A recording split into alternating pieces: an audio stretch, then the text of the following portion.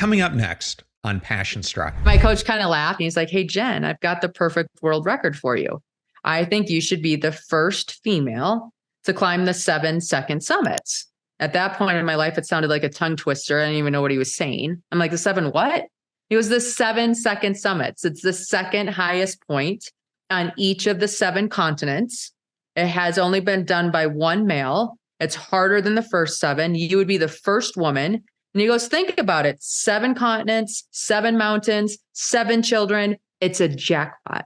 I'm like, it does sound like a jackpot. I've never slept in a tent though before. Like, we've got things we got to figure out. And he said, you'll do it. I'm like, okay, let's say yes. To me, it checked the boxes of traveling and experiencing the world, doing hard things. And I felt it would be an inspirational pursuit for others to step into theirs. Welcome to Passion Struck. Hi, I'm your host, John R. Miles, and on the show, we decipher the secrets, tips, and guidance of the world's most inspiring people and turn their wisdom into practical advice for you and those around you. Our mission is to help you unlock the power of intentionality so that you can become the best version of yourself. If you're new to the show, I offer advice and answer listener questions on Fridays. We have long-form interviews the rest of the week with guests ranging from astronauts to authors, CEOs, creators, innovators, scientists, military leaders, visionaries, and athletes. Now, let's go out there and become Passion Struck.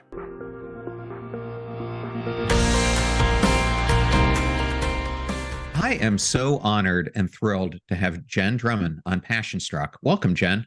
Hey, thanks for having me today. Well, we're going to spend most of today talking about your incredible new book, Break Proof: 7 Strategies to Build Resilience and Achieve Your Life Goals. I'm so excited for you. Congratulations. Oh, thank you so much. It's been a project, to say the least. Believe me, I know exactly what you're saying. It has been so much more work than I ever would have thought in a million years. But your book is great, and I can't wait to dive into this interview. Jenn, I'd like to start out by giving the audience some context so they can get to know you. And my father and his whole family are from Michigan, and I understand we have something huge in common. We happen to be fans of the Michigan Wolverines. We are. And we just had a big win. So thank you. Thank you. Yes, we need a few more along the way. Yeah. But growing up as a kid, I spent a lot of time in Michigan, and I've actually been to Holland, where you grew up. And I was hoping you might be able to share a little bit about the environment in Michigan and in Holland and how it shaped your early perspectives and aspirations. Yeah, Holland was one of those quaint little towns. I'm from a huge family. My dad is one of 13. So I grew up in this pack of family members with tons of cousins, and I have a brother and a sister. So I had one of those amazing childhoods that was involved in sports and play and family. And my mom was a stay-at-home mom. So life was good. I was definitely competitive. I took school serious. I was one of those people that liked to be at the top or number one or learning my limits. And so that's definitely carried into my adulthood. I will say that I went to college at Hope College, which is in Holland, Michigan as well, and was studying to be a doctor. My chemistry teacher pulled me aside and thought, you know what, Jen, I don't know if this is the best field for you. Maybe you should look at something in business. And I remember being offended, but he brought up a good point. He's like, listen, do you know any of your classmates? I said, no, I don't. He goes, do you want to know why? I'm like, sure. He goes, they're at the library on the weekend studying and you're not. And if you want to spend the next 8 years of your life studying with these people, then yes, you can be a doctor, but I think you have talents that would be better served other ways. And of course, I was angry with him at first, but then grateful later on in life because it worked out the way it should have. And I'm glad he had the courage to have that conversation with me. I did an internship in school where I helped staff temporary labor onto like manufacturing lines. They're manufacturing a office chair. I was in college when Y2K happened. So during that time frame, we were begging people to come into work to help make this chair work weekends, work long hours, do whatever. And then almost overnight, we had to let go these 200 people that had dedicated their life to try to make this chair so they could have a full-time job at this manufacturing company. And I don't know why I didn't quit, right? Like I was a college student. Why didn't I quit? I didn't quit. I helped let go 200 people. And I just remember that experience telling me, I'm never going to work for somebody. I have to work for myself because I have to be responsible for my job. I can't imagine coming into work giving 100% and having somebody else say, just kidding, you're out the door. So that definitely played a huge role in my career. I started a firm in financial services, helping individuals. I started having a family. I hired myself out of a job at the company so that I could be a stay-at-home mom. I relocated the family to Park City, Utah, so that we could have a more year-round outdoor lifestyle that was active and busy. And then in 2018, I got into a horrific car accident that kind of shifted everything. So before we get into that car accident, I want to take several steps back. So something as I was doing my research, I found that you and I had in common is we both started out doing Division I sports. You were at SMU, if I got it correctly, and I started out as a cross country and track athlete at the Naval Academy.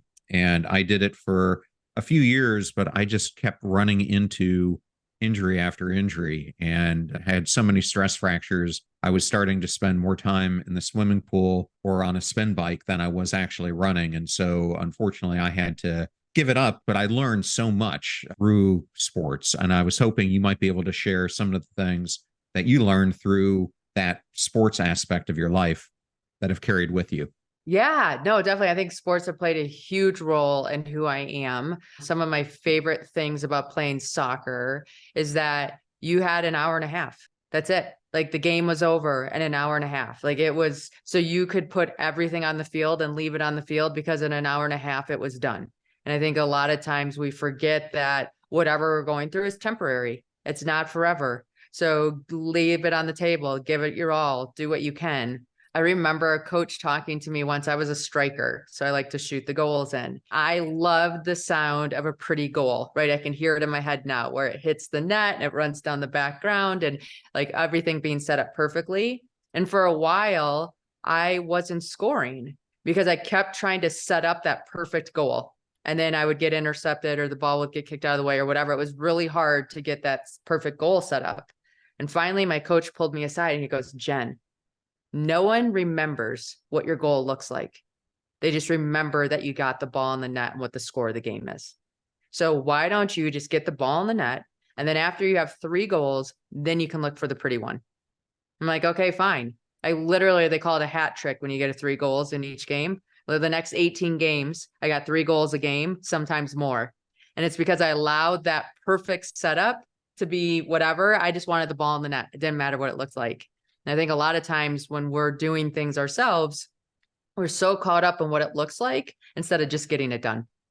And soccer really taught me, you just got to get it done.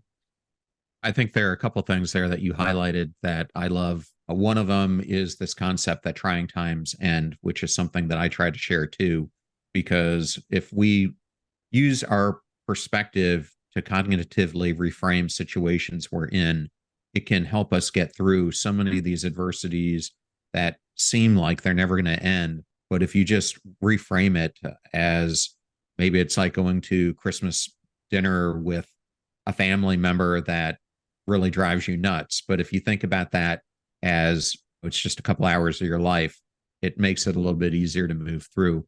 And I also liked how it's not necessarily how you finish, it's that you do. And I think of the touchdowns that are scored in football and how many of them look pretty messy, but it doesn't matter because you got the ball over the line. So I think those are both great.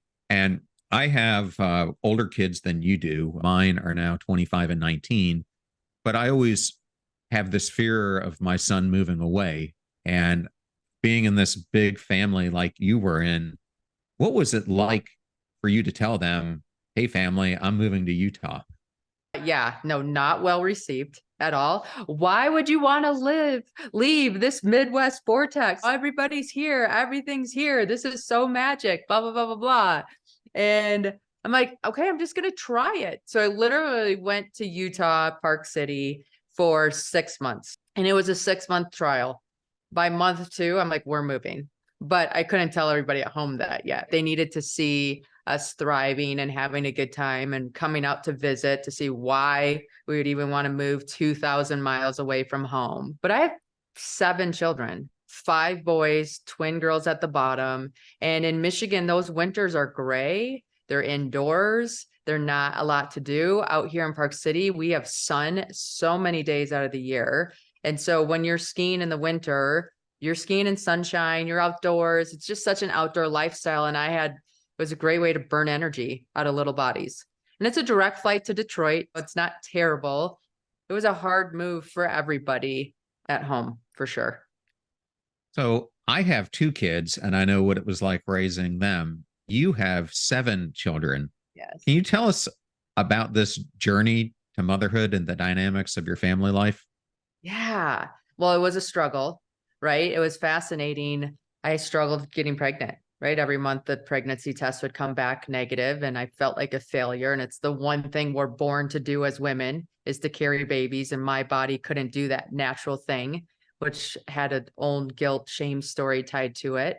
I ended up working with a fertility clinic and nothing worked for a while until one day we came up with a chemical cocktail that turned me into a hen.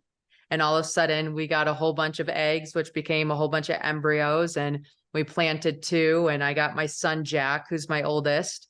And then I got a bill from the fertility clinic. Okay, well, here's for your other embryos on ice. So we had that discussion of what does that mean? In Michigan at the time, you had 3 options. You could use them, donate them, or destroy them.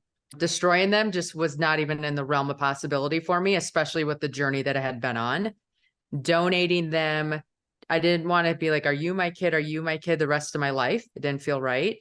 And so using them was the option that felt good for me and my husband.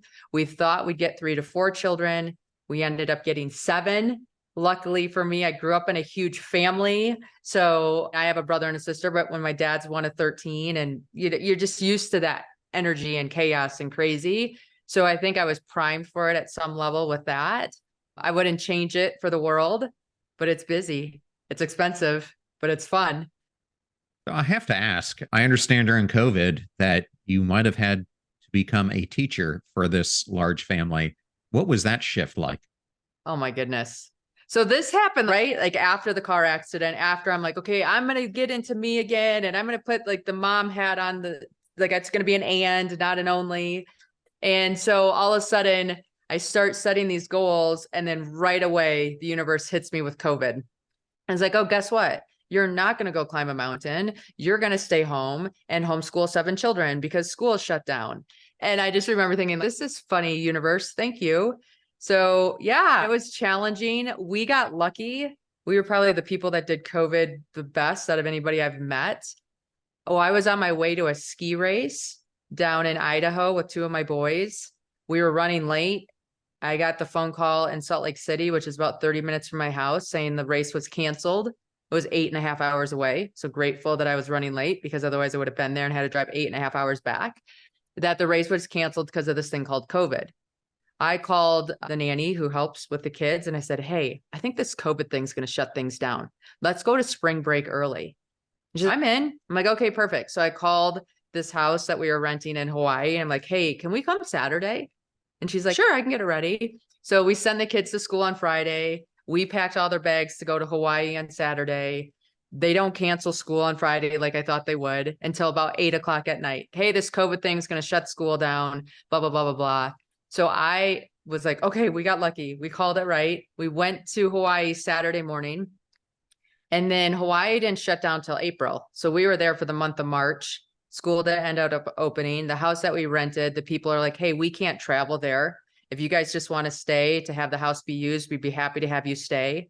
So we stayed in the house in Hawaii. And the beautiful thing is about a couple miles down the road was BYU University, which closed, but these kids all stayed. So then we would have these girls come from BYU to help do school in the morning. We'd eat lunch, then we'd go surfing in the afternoon. And my son was young enough to say, like, what'd we do for COVID-18? This COVID-19 is pretty awesome. COVID-20, can we go to Brazil? I'm like, honey, little do you know what's going on in this world. And am I ever grateful? I love it. Yes. I want to now talk about the incident that changed your life. And I think those of us who have had life altering incidents like yours, I've had a few, both in combat and more recently, I came home to an intruder in my house pointing a gun at me. And not everyone has these wake up call moments, but yours was pretty significant. It was a car accident that reshaped your life. Can you walk us through a little bit of what happened and the immediate Yeah. impact that it had on you? Yeah. So I was driving home and my attention got pulled to the reservoir, the side of the road, and just looking at things, daydreaming. And when I got pulled back to the road, I realized I was coming up really fast on a semi. So I went to get into the fast lane. The same time, there must have been something on the side of the road, and his second trailer bumped out into that fast lane. And I collided with the passenger side headlamp in the back of the semi. And I remember watching it happen. And I said to myself, I need to surrender. I'm not strong enough to beat this car. And the only way I have a chance of living is letting go. And so I put my hands on the steering wheel, my head on the headrest, and I sat in that accident. And it's one of those things where you dilate time, right? It's going so fast that it's going slow. And I remember telling myself, okay, I'm going to roll once. I'm going to roll twice. I'm going to roll 3 times. Okay, now I'm going to start doing sideways rolls. So I did a whole bunch of sideways rolls and I ended up upside down in the median. And I just remember sitting there thinking, okay, Hollywood's trained me that another car's coming. I was like waiting to get smacked by another car. Luckily, that didn't happen. An individual ran towards me to try to help to see if I was okay. When the ambulance came, they're like, there's no way that person's alive. I was. I went to the hospital. They did a whole bunch of tests. I actually was released the same day. Came home to my family. I remember walking in that front door, just thinking, wow, I almost would never walk in this front door again. Like I almost never got to see these kids again. It was just such a shakeup of, man, am I living? Do people know that I love them? Do they know? Am I showing up the way I want to show up? Am I doing things the way that I want to do them? The police called a few weeks later after the accident to let me know they've tried to rebuild it about 50 different times. They could not build a scenario where I lived, let alone walked away. Add to this scenario that a girlfriend of mine went running on a trail that you and I could push a stroller. It was wet out. She slipped, she hit her head, and she never came home. So I'm like metabolized, like, why was I saved and why didn't I die? And then why did she do something healthy and she's not still here and blah, blah, blah, blah, blah. And the bottom line is I came to the conclusion that I don't get to choose when I die, but I sure get to choose how I live. And am I really living with this gift of life, or am I just checking the boxes? And at that point, I was checking the boxes, to be honest. I was living that if then. When my kids get to college, then I'll get back to me. When this happens, then I'll do that. We all fell guilty of that story. And at that point, I was like, you know what? I'm living. I don't care what your opinion is of me. You're going to die someday too. I'm going to start tuning in to my authentic self and living from that space. And that's when things started to unfold at a whole new level. Well, I can't even imagine what you went through because flipping end over end 3 times and then all the rolls. I myself was involved in a car accident many years ago. I was 29 or 30. It was my first day at Arthur Anderson, which should have been an omen to me to do something different. But I was hit by a tractor trailer. And I remember to this day, I'm just sitting here spinning and I know there's nothing I can do but just ride this out. And we were converging onto from one highway to another highway. And as I'm done spinning, I'm facing oncoming traffic and see all these cars that are flying up to hit me. And this one puts on its brakes and just stops 2 inches from my car. And I'm just like, man, it could have been the end. Yeah. So you come out of that, life flashes before you, and you're now transitioning from this profound experience. How in the world were you drawn to mountain climbing, of all things? I know, right? Isn't that funny? Well, I live in the mountains in Park City. So that was part of it. I had climbed the Grand Teton in Jackson Hole with friends before. And I remember loving the experience. And I just remember someday I'm going to climb a mountain again. Just that right now it's too busy, but I'm going to do that. So 2019, after the car accident, was this year of the bucket list. What do I want to experience? What do I want to do? What do I want to see? What do I want to try? What, like, this life could end. What do I want to make sure I've done before life is over? And on that list, amongst a million other things, was climb a mountain. Well, I was turning 40 in 2020. So when I was looking over my list for what I wanted to do for my 40th birthday, I'm like, you know what? I'm going to climb a mountain for my 40th birthday. because that's a great way to launch this next decade. I asked some friends that were into mountaineering, like if you could climb one mountain in the whole world, what would it be? And actually a general consensus was this mountain named Ama de Blanc, which I'd never heard of before, but they're like, it's the Paramount Pictures logo with all the stars around it. And so every single time you go to a movie, you can say, I climbed that mountain. I'm like, perfect. It's in Nepal. I've never been to Nepal. I've always wanted to go. So I decided to train for Ama de Blanc. And then the COVID thing happens. I'm a homeschool teacher. And one day when I'm doing the homeschool thing, one of my kids is struggling with his homework and I'm trying to give him that pep talk. Like, we do hard things, buddy. You've got this. And he looked at me and he goes, if we do hard things, why are you climbing a mountain called I'm a Dumb Blonde instead of a real mountain like Mount Everest? I said, Ama de Blanc, honey, not I'm a Dumb Blonde. But thank you. That's cute. So he finished his homework. We looked at Everest. He went to bed. I was still looking at Everest. And I said, you know what? If Everest is the hardest mountain in the whole world to this little guy, I'm going to climb it. And I'm going to show him that whatever our Everest is, we can summit. And so I called the coaches, like, yep, with your background, I can get you ready. No worries. Buy this book about becoming an uphill athlete.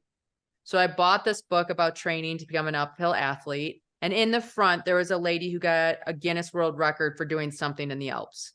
And I just remember talking to my coach, telling him, I could have done that. Like, I can suffer. I can do hard things. My kids learned how to read on Guinness World Record books. If I got one, I would be a cool mom. I am not a cool mom as a homeschool mom. It is not working out for me. And my coach laughed. He's, I'll think of something. Don't worry. And then a few weeks later, he calls me back and he's like, hey, Jen, I've got the perfect world record for you. I think you should be the first female to climb the 7-second summits. At that point in my life, it sounded like a tongue twister. I didn't even know what he was saying. I'm like, the 7 what?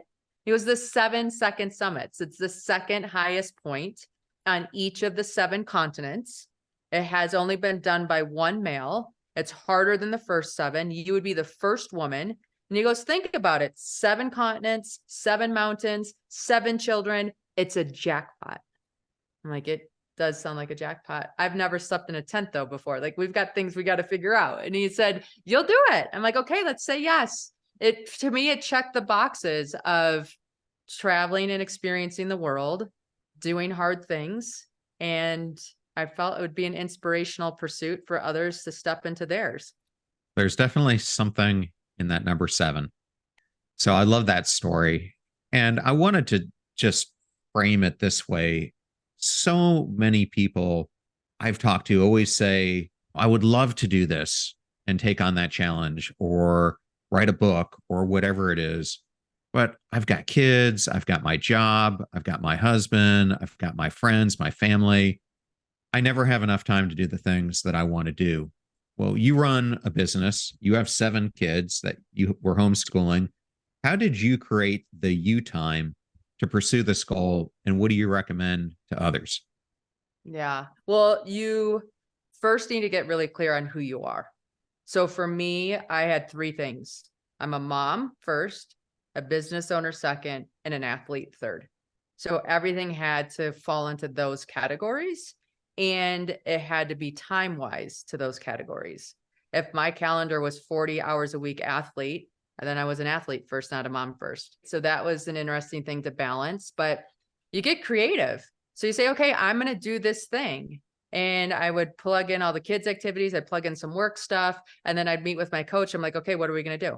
And my coach would laugh. She's like, I don't know. You're going to climb a mountain. Like, you're not climbing any mountain with this. I'm like, well, we have to figure it out. So one of the things we did is on my kids' sporting events, I would bring a 12-inch step and a backpack full of water bottles. And while they were playing their sport, I would be on the sideline doing that step up the entire time, right? So I'd get an hour and a half. On Saturdays, I get 3 hours because I'd have everybody has soccer Saturday. And I would be that mom that wouldn't be sitting watching. I'd be moving watching. And then when it came to work meetings, I would have someone in there taking the notes from the meeting. And I would be on a treadmill at an incline so I could hear what was going on. I would jump off the treadmill when I needed to comment on something. But I did a lot of meetings on a treadmill so that I could at least get some exercise in. And the nice thing about mountaineering is that it's not a speed sport. So I'm not trying to set a world record on how fast I can climb Everest. It's just about time under pressure, right? Time on your feet, time doing the thing. So for me, I could do it with a lot of other activities going on, and I just had to habit stack. So when I think about mountain climbing, there's the physical aspects about it, but there's also the weather aspects that you have to endure, whether it's cold, high winds, the altitude itself. So as you were going through this training program, what did you find were some of the hardest things that you had to learn how to endure? It's gear, getting gear to work in cold environments and knowing, okay, you can't get wet on the mountain. That's probably one of the biggest things you need to watch, because if you get wet, you're going to get cold.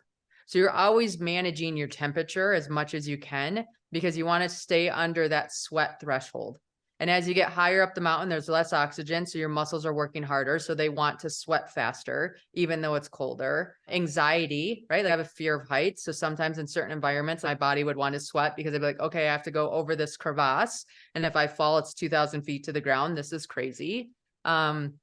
So a lot of it is just, I would train in Park City at the ski resort at night once the kids went to bed.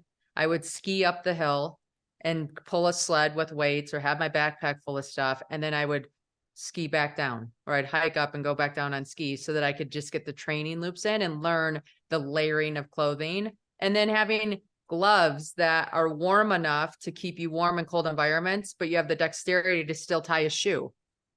Because when you get into some of those high altitude environments, you can't have skin show. If it shows, it'll become frostbite. So it's really like just practicing and mimicking the environment as much as possible here. So when I was there, I was efficient, effective, and could go. So I wanted to talk a little bit about K2 because K2 was a critical element of your 7 second summits journey. And for those who aren't familiar with it, it has a staggering fatality rate. It's known as the deadliest peak. For that climb in particular, what mental and physical preparations did you undertake to face such formidable odds? The crazy thing is Mount Everest was my training ground for K2. So when I went to Everest first, we were using that to like make sure my gear was right, to just test everything, make sure I could handle that altitude. Everest is about 800 feet higher than K2. So then once I knew I could do that, then it took that question out of the equation because we had already accomplished something harder and higher. And I think that's a lot of times what you try to do. You try to do harder environments than what your actual game day is, because that allows you to be more present in game day because you've already handled more stressful things. So definitely mimicked that. I live in snow in Park City. I've been around snow for years. That's a huge advantage to me climbing at K2 because I know avalanche risk terrain a little bit better because I've been exposed to it so often compared to people that come from Florida or come from the Middle East to climb. That like K2 is one of the only times of the year that they see snow. That's a definitely more risky thing for them because they're not as familiar with that environment. So K2 took me 2 attempts. The first year that I went, one of my teammates passed away in an avalanche. So we canceled the expedition and took care of them. And when we went back, we had success. You have to bend to Mother Nature. She wins, the mountain will always be there. It's us that get to play on them and decide if we're going to risk it or not. Yes, you think about some of the major stories that we've heard about Everest, and it was just that people either spend too much time at the summit or they try to forge ahead thinking that they can overcome Mother Nature, and it never works out the way they hope. As you were climbing these mountains, there has to be just times where it's getting grueling. You're not really having conversations with people because it's so cold. So you're just sitting there in your own head in that pain and agony that you're facing. How did you find your way to get through moments like that and to keep persevering? Yeah. Well, I think you have like a toolbox full of things, right? It's not ever one thing. You need to have a handful of things so that you can work with yourself. So I wrote myself letters for when it would get hard so that when it got hard, I could talk to myself into the position that I was in. I carried a photo of my children on the mountain. Every time I got hard, I just remember that they were watching. I'm demonstrating to them like how we get through hard things and what we do and how we make smart decisions on the mountains. Was this a decision that I would want one of them to make? And so that helped me stay in present moment with what was going on. The car accident taught me I remember when the guy pulled back the windshield and he looked at me, he's, "Are you okay?" And when I looked at his facial expression, I was like, I must not be, because that's not a safe face. And so I closed my eyes and wiggled my fingers and toes. And I said out loud, I can feel my fingers and toes. I can feel my fingers and toes. I'm okay. And so even in the mountains, when my head started running a story, like, this is crazy, this is dangerous, what are you doing? Blah, blah, blah. I would close my eyes, shut down that story, and wiggle my fingers and toes. I'm like, I can feel my fingers and toes. Everything else is a story that I'm writing right now. There has to be a more positive way to write this to get me through this situation.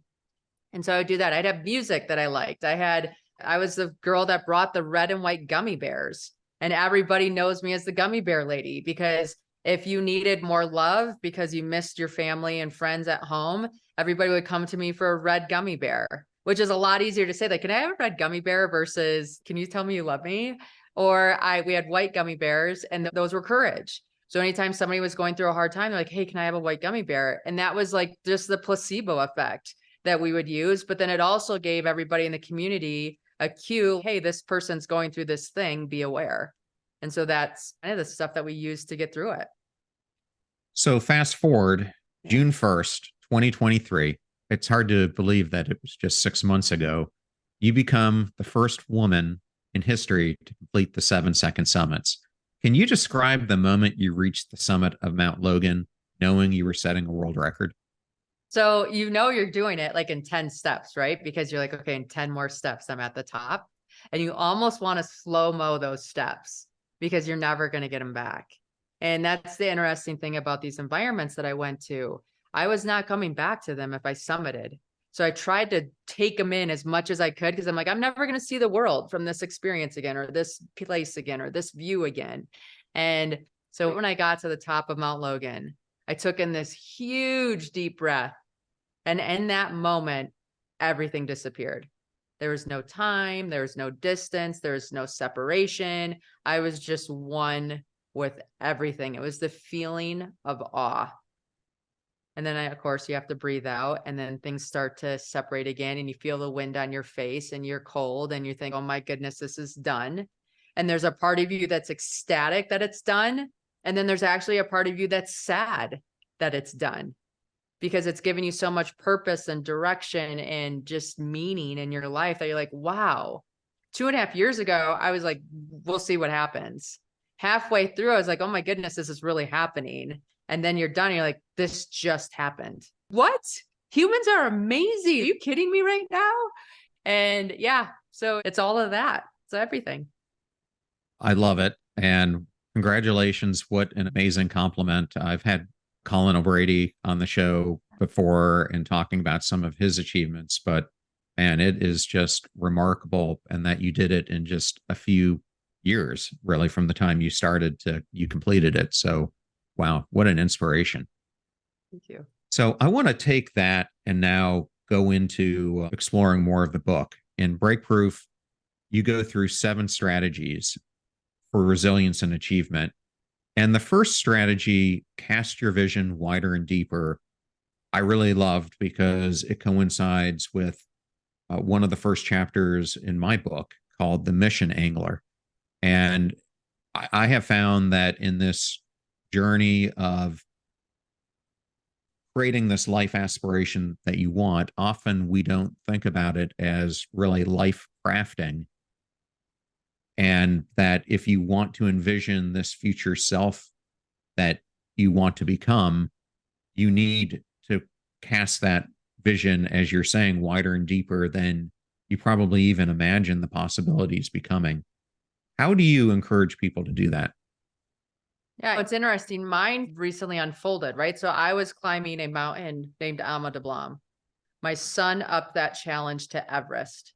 My coach upped that challenge to a world record. And I think that's the beauty of having mentors in your life, as they look at you and say, actually, you're meant for more. Let's look at what else this could be.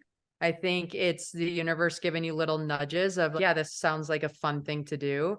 And then having my son do some like goofy thing that I was like, you know what? Yeah, all right, let's do this, buddy. Let's bring it. And so I think for all of us, we start on something. And then as we walk towards that thing, maybe bigger doors open or a bigger stage opens or a bigger idea opens to take something further, farther, and wider. And that's where the excitement comes in. That's where you get the thrill to be like, okay, I'm going to do this. I have no clue how, but this is exciting. It gets me a whole body yes. Let's see what happens. Man, that's awesome. And your second strategy, you talk about the importance of full commitment. So, how do you go about having this mindset of either fully committing or don't climb that mountain that's ahead of you? Because I think it's something that's so important because oftentimes we will say we're going to do something, but our words don't match our actions. And I think a lot of it has to do with that mindset of how we approach it. Yeah, I'm very selective on the words that I use with myself because I know that they matter. And so if I'm going to say I'm going to climb Everest, I'm going to climb Everest. I have to climb Everest because I said it. Otherwise, I don't have any truth or trust with myself if I start going back on things that I say, and it becomes a slippery slope. And the other advantage to that too is when you say, okay, I'm going to climb Everest. Now my body or brain has no room to try to figure out ways to wiggle out of that commitment, right? Like that commitment's been set. So I'm committed to the commitment. Now what my brain needs to do is figure out how. And if you're in a great position, how to have fun doing it, right? Because the person who has fun is like the hardest person to beat in any activity that we're doing. And I remember when we were climbing Everest, there's a section of Everest called the Lhotse Face. It's a 3,700-foot outdoor stairmaster, for lack of better words. It's just this wall that you climb for the whole day, that takes forever, that's in the elements, that's freezing and blah, blah, blah, blah, blah. It's most people's least favorite section of Everest. And I knew that going in. So I'm like, okay, well, we're climbing this. It's not a debate of whether we're going through this because we're going to the top. So this is part of our journey. So here we are. And what we did as a team is we said, okay, listen, we're going to make this fun. Whoever's in front of the line is responsible for the songs we're going to sing, the jokes we're going to tell, the stories they're going to recall so we can hear about their childhood and blah, blah, blah, blah, blah. And then when they're exhausted and tired and have nothing else, they go to the back of the line and the next person steps up. I will tell you that my team's favorite section of Mount Everest was the Lhotse Face. And that's because we already committed to the fact that we were doing it. And so now we had energy to use on how do we make it fun? How do we make it enjoyable? How do we make it memorable? And that's what we did. I just completed taking an improv class, something I never thought I was going to do before. And one of my favorite aspects of it was the games that you got to play to loosen everyone up, to start trusting each other and being able to get to know each other better. And I just forget how important fun is and how little time we put to having adult fun and how much it can change your complete perception of what you're doing. So I think that's a great story that you just shared. One of the things that I get asked countless times is, you want a passion struck life. How do you achieve it? And I start out by saying that the most difficult choice you have to make is the first one, and that is to start. And I think people get really afraid because they get so worried about starting and that maybe it's not going to be a perfect start to their journey. And I think the imperfect starts are the way that the majority of people actually start their journeys. And this is something that you talk about, is how this can be an incredible power that we need to embrace. Yeah. Well, I had a crazy experience. So I was climbing in Russia, which is the second highest point for Europe. And it was a technical climb that I curated specific gear for. Example, I ordered 20 pairs of gloves, sent 19 pairs back. So I had like a perfect pair for my fingers and blah, blah, blah, blah, blah. I land in Moscow, my bags are missing and they have no clue where they are or when they're going to be found or anything like that. And the guide met me at the airport and he's like, listen, the weather window is now. So we either climb now and we'll go to a rental store, or you go home and you'll come back another time. And this was the end of the season. So in Russia, you climb August, September. We were in September. So I'm like, okay, I just spent 36 hours in an airport. I am not going to listen to another airport intercom. Let's rent gear. Whatever I learn about on this mountain will help, but we're not going to summit. It's okay. At least I'm here and I can take back and understand how to better even pack when I come the next time. So we go to the rental store. Nothing fits. It's after COVID, so nobody has inventory. And I have a jacket that I have to roll up the sleeves. I have boots that are 3 sizes too big. I have a backpack that we're tying so that it doesn't fall off my shoulders. And we go, and I don't know, we just kept going one step at a time, imperfectly up this mountain, and somehow made it to the top, which is crazy. And then we had to make it down, and it wasn't a pretty descent. There's times that I was butt scooting instead of walking in my boots because I broke a toe because it slammed into the front of the boots so many times that I was trying to like baby it, but we made it. And when I got back to the airport to fly home, my bags showed up the day before. So I had all my bags to fly home with. And then 6 months later, Russia closed to US citizens, and it would still be closed to this day. And I sit there and think, like, if I did not embrace all the crazy sideways things that happened in that story, I wouldn't have summited. I wouldn't have this world record right now.